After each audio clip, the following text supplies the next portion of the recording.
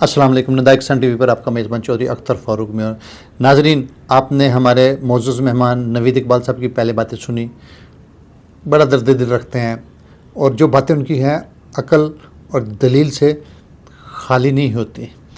अब आपने देखना है और फैसला आपने करना है। गुज़िश्ता वीडियो में आपने देखी, इस वीडियो में आप देख के बताइएगा और कमेंट ज़रूर करना है कि डॉक्टर साहब की नवीद इकबाल साहब की बातें आपको कैसी लगी। पहले बेसिक चीज़ों को हम क्लियर कर लें। ठीक है।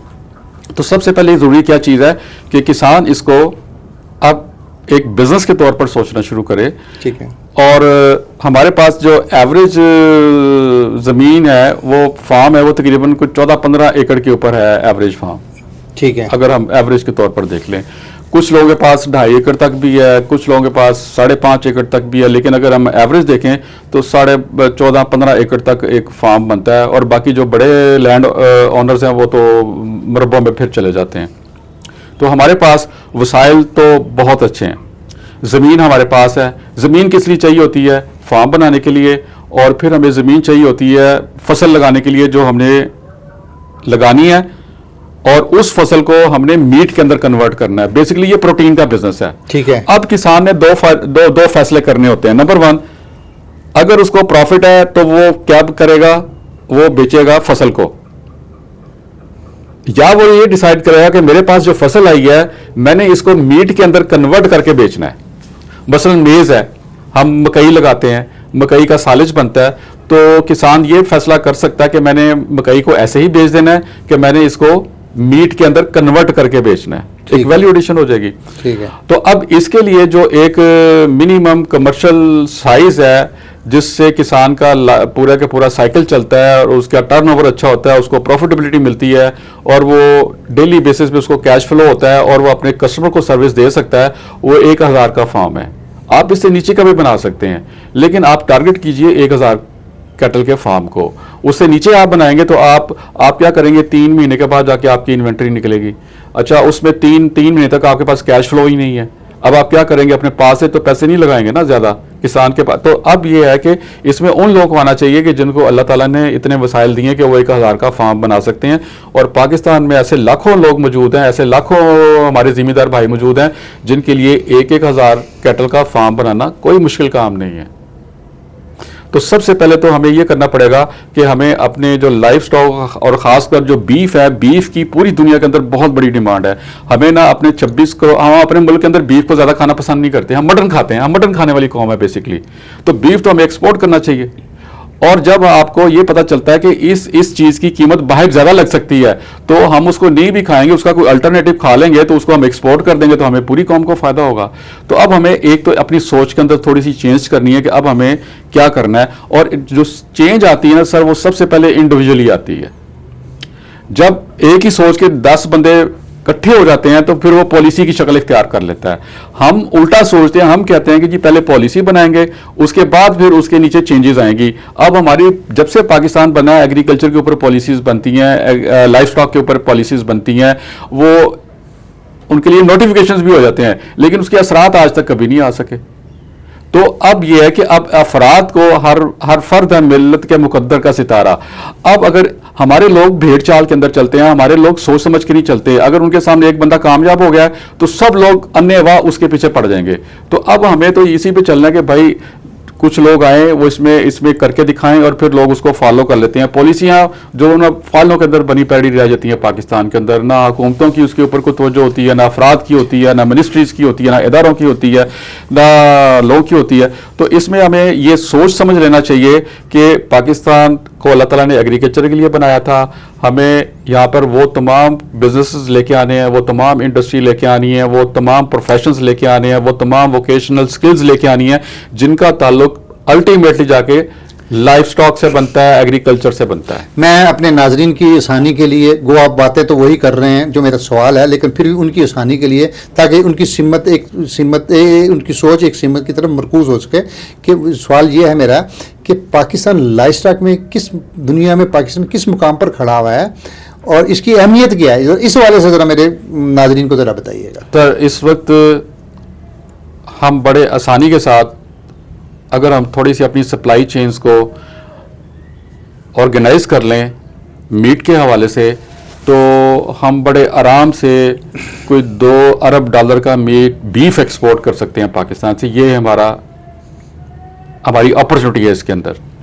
अच्छा, अब इसके अंदर जो बंदे भी कैटल पाल रहे हैं उन सबको फायदा मिलने वाला है।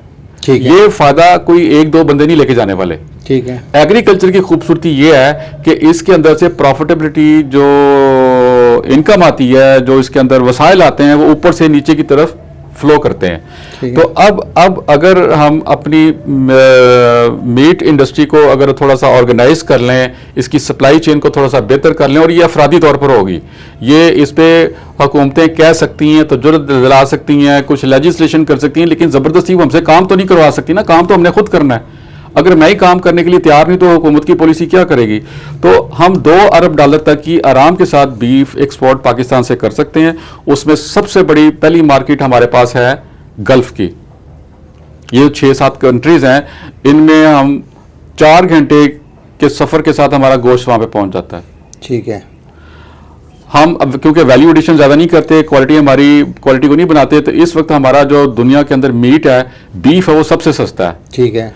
हम वो बीफ बेचते हैं तकरीबन कोई $4-4.5 के पास। ठीक है। दुनिया यही मीट जो है ना वो बेचती है, बीफ मीट बेचती है तकरीबन कोई $55 तक भी जाके बेचती है इसको, इसी लेवल के मीट को। ठीक है। तो अगर हम अपनी सप्लाई चेन को थोड़ा सा बेहतर कर लें, जिसमें सबसे पहले सीड स्टॉक आता है जहाँ पे ब्रीड डेवलप होती है, उसके बाद आता है काउ काफ ऑपरेशन आता है, उसको हम अगर बेहतर कर लें थोड़ा सा, उसके बाद बैकग्राउंडिंग का ऑपरेशन आता है, उसके बाद फील्ड लॉट्स का ऑपरेशन आता है, उसके बाद स्लाटर हाउसेज आते हैं। तो ये 5 इसके स्टेजेस हैं जिसके ऊपर अगर हम अपना काम बेहतर कर लें तो हम तकरीबन कुछ $2 अरब का एक तो बीफ एक्सपोर्ट कर सकते हैं, और दूसरा मुल्क के अंदर बीफ जो है ना वो थोड़ा सस्ता भी होगा और उसकी क्वालिटी भी बेहतर होगी और लोगों को अच्छी प्रोटीन मिलेगी। किसानों की आसानी के लिए आपने टेक्निकली बात तो कर दी है कि ये 5 स्टेप है सप्लाई चेन के लिए, जिनका आपने अभी तस्करा किया। अगर स्टेप बाय स्टेप उनको एक गाइड कर दें तो बड़ी मेहरबानी होगी, मेरा फार्मर आसानी से समझ जाएगा। अच्छा, अब उसमें मैं इसको इस तरह आसान करता हूं कि जैसे अभी आपने क्वेश्चन किया कि 1000 कैटल का फार्म क्या बंदे बना लेंगे, किसान बना लेंगे? ठीक है। अच्छा, इसी सवाल को मैं आपके इस सवाल के साथ जोड़ता हूं। बस तमाम जो लोग भी किसान हैं, जो लोग भी बिजनेस करना चाहते हैं, तमाम लोगों के लिए तमाम बिजनेस नहीं होते। आपको ये सोचना पड़ता है कि मुझे बिजनेस में किस स्टेप पे जाके खड़े होना है। बसन जो लोग कैटल फार्मिंग, कैटल के बिजनेस में आना चाहते हैं, अब उनको ये सोचना चाहिए कि वो उनके पास जो अल्लाह ताला ने उनको वसाइल दिए हैं, अल्लाह ताला ने उनको जो इल्म दिया हुआ है, अल्लाह ताला ने जो उनको सलाहियतें दी हुई हैं, वो किस स्टेप के लिए हैं। बसन हर किसान अगर ये सोचे कि उसने 1000 कैटल का फार्म बनाना तो वो नहीं बनेगा।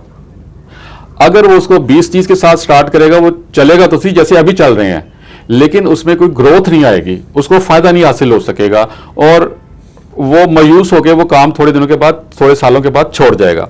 अब किसान को ये सोचना है कि उसके पास वसाइल क्या हैं और उसके पास इल्म क्या है, उसके साथ वो अगर डिसाइड करे तो वो बिल्कुल ठीक जगह पे जाके खड़ा हो जाता है। मसलन कुछ लोग ऐसे हैं जो कहते हैं जी हमें ब्रीड के ऊपर काम करना है, अल्लाह ने उनको वसाइल भी दिए होते हैं।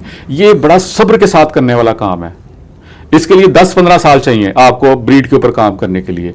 तो वो लोग जिनको अल्लाह ने वसाइल दिए हुए हैं और उनको ये शौक है कि उन्होंने ब्रीड डेवलप करनी है, वो लैब बना सकते हैं, उन तमाम तजर्बाती और साइंटिफिक मरहल से गुजर सकते हैं, उसके लिए इन्वेस्टमेंट कर सकते हैं, उनको ब्रीड डेवलपमेंट के ऊपर आना चाहिए और उनको यूनिवर्सिटीज के साथ मिलकर काम करना चाहिए। तो वो लोग डिसाइड करेंगे। अगर एक आम किसान जिसके पास 2 एकड़ जमीन है और वो बेचारा मुश्किल से अपने अखराजात पूरे करता है, वो कहे जी मैंने ब्रीड के ऊपर जाना है, तो उससे ये नहीं हो पाएगा। उसके बाद आता है काउ काफ ऑपरेशन। अब काउ काफ ऑपरेशन क्या है कि वो लोग जिनको डेली पैसे चाहिए घर चलाने के लिए, अब अगर वो काउ काफ ऑपरेशन करते हैं तो ये 6-7 गांव से शुरू, भैंसों से, गांव कैटल से और बफलो से शुरू हो जाता है, गाय और भैंस दोनों से, कि अगर आप 6 भैंसे रख लें, 12 भैंसे रख लें और एक साथ उनके जो है ना वो बुल रख लें उनकी इंसेमिनेशन के लिए, तो वो आपका काम चल सकता है। वो भैंसें रोजाना दूध भी देंगी, आप रोजाना बेचेंगे, उसके बाद वो बच्चे देंगी और वो फिर आप आगे बेच सकते हैं। अब आपको ये डिसाइड करना है कि क्या आपके पास अगर वसाइल कम है तो फिर आपके लिए ये ऑपरेशन बहुत अच्छा है। आप 1000 का फार्म ना बनाइए, आप काव काफ ऑपरेशन पे आके खड़े हो जाइए। अगर आपको अल्लाह ताला ने 1000 फार्म से भी 1000 का फार्म बनाने से ज्यादा के वसाइल दिए हुए हैं, आप सीड स्टॉक के लेवल पे ऊपर आके खड़े हो जाइए। और अगर आपके पास वसाइल कम है तो आप काव काफ ऑपरेशन के ऊपर आ जाइए। आप 2 गाय रख लीजिए, आप 1 गाय रख लीजिए, बच्चा भी लीजिए, दूध भी लीजिए, और अपने इस बिजनेस को भी आगे बढ़ाइए आहिस्ता आहिस्ता। उसके बाद बैकग्राउंडिंग का एक ऑपरेशन आ जाता है। बैकग्राउंड में का ऑपरेशन क्या है कि आपने अक्सर अगर आप ट्रैवल करें तो आपको पता चलता है जी एक आदमी है, उसने 10 12 15 20 25 गाय आगे लगाई हुई हैं, बकरियां बकरे लगाए हुए हैं, और पैदल चलता चला जा रहा है, और बकरी कभी यहाँ से खा रही है, गाय कभी यहाँ से खा रही है, और शाम को वो कैटल लेके वापस आ जाता है। तो इसको कहते हैं बैकग्राउंड ऑपरेशन। अगर आपके पास पैसे कम है तो आप 20 25 10 कैटल के साथ, 15 10 बकरियों के साथ ये भी काम कर सकते हैं बैकग्राउंड। अच्छा, अब सीड स्टॉक के ऊपर क्या है कि ब्रीड डेवलप कर रहे हैं। काव काफ ऑपरेशन के ऊपर क्या है कि आप बच्चे पैदा कर रहे हैं, और बच्चे की वीनिंग क्या होता है कि दूध छड़ाना। अब आप गोश्त के लिए जो जानवर बनाएंगे, चाहे वो बकरी है, चाहे वो ये कट्टा बच्चा है। अब अगर कट्टा बच्चा है तो आप उसको 6 से 8 महीने मां का दूध पिलाएंगे, फिर वो मीट के लिए डेवलप हो सकेगा। हमारे पाकिस्तान के अंदर ये जुल्म है कि हम जानवरों के बच्चों को इतनी एज तक दूध नहीं पीने देते, हम तो उनको 30 दिन हटाने की कोशिश करते हैं। तो जो जो जो जो हमारे गोश्त वाले जानवर हैं, जिनको हम गोश्त का जानवर बनाना चाहते हैं, उनको हमें 6 से 8 महीने मां का दूध पिलाना है और कुछ नहीं देना। उसके बाद उनकी वीनिंग करवानी है, यानी कि दूध छुड़वाना है। उसके बाद वो किधर चले जाएंगे? उसके बाद वो बैकग्राउंडिंग ऑपरेशन में चले जाएंगे। काव काफ ऑपरेशन में बच्चा रहेगा 6 से 8 महीने। उसके बाद वो कहां चला जाएगा? बैकग्राउंडिंग के अंदर, जहां पे उसको वो फीड दी जाएगी जिससे उसके मसल्स डेवलप होने हैं। सिर्फ मसल्स उसके डेवलप करने हैं आपने। स्ट्रक्चर कहां पे डेवलप हो गया? वो हो गया काव काफ ऑपरेशन के ऊपर 8 माह में। 8 माह में अगर उसका स्ट्रक्चर छोटा रह गया है, मसलन आप देखेंगे इंसानों के बच्चों को अगर खुराक सही नहीं मिलती तो वो बेचारे, उनके कद बड़े नहीं होते, वो कमजोर रह जाते हैं, बीमारियों का सबब बनते हैं, वो सारी जिंदगी बीमारियों का शिकार रहते हैं कि अगर उनकी ज़हनी जो तरक्की है वो रुक जाती है। तो अगर आपने गाय के बच्चे को, भैंस के बच्चे को 6 से 8 महीने दूध नहीं बनाया तो उसका बॉडी फ्रेम बड़ा नहीं होगा। अगर बॉडी फ्रेम बड़ा नहीं होगा तो उसका जो वजन है, जो एंड पे 600 केजी पे जाना चाहिए, वो नहीं जा सकेगा। नहीं जा सकेगा। ठीक है, बिल्कुल सही बात है। तो सबसे पहले सीड स्टॉक है कि आप मां से ही सिलेक्ट करें, बाप से ही सिलेक्ट करें। उससे आप उनके लिए चीजें डेवलप करें आगे नस्ल बढ़ाने के लिए। उसके बाद अच्छी गाय लेके आए माएं बनने के लिए। फिर 6 से 8 महीने आप उसको दूध पिलाइए। अगर आपने 6 से 8 महीने दूध नहीं पिलाया तो वो जो कैटल बन रहा है वो मीट के लिए कैटल नहीं है। ठीक है। अच्छा, उसके बाद आपने उसकी मसलिंग करनी है। अभी आपने उसकी फिनिशिंग नहीं करनी, आपने चर्बी नहीं चढ़ानी, अभी आपने सिर्फ उसकी मसलिंग करनी है। फ्रेम उसका बन गया काव काफ ऑपरेशन के ऊपर कि जिसके ऊपर 600 केजी वजन आ सकता है। अगर फ्रेम वो बनाया जिसके ऊपर 600 केजी वजन ही नहीं आना, तो अब आप उसको जो भी खिलाएंगे वो मीट में नहीं बनेगा, वो चर्बी चढ़ती जाएगी उसके ऊपर। ठीक हो गया। अब काव काफ ऑपरेशन के ऊपर आपने जो कर लिया वो आपने बैकग्राउंडिंग भी कर ली। उसके बाद आपने उसको शॉर्ट पीरियड के लिए आप कहां पे ले आए? उसको फील्ड लॉट्स के अंदर लेके आए।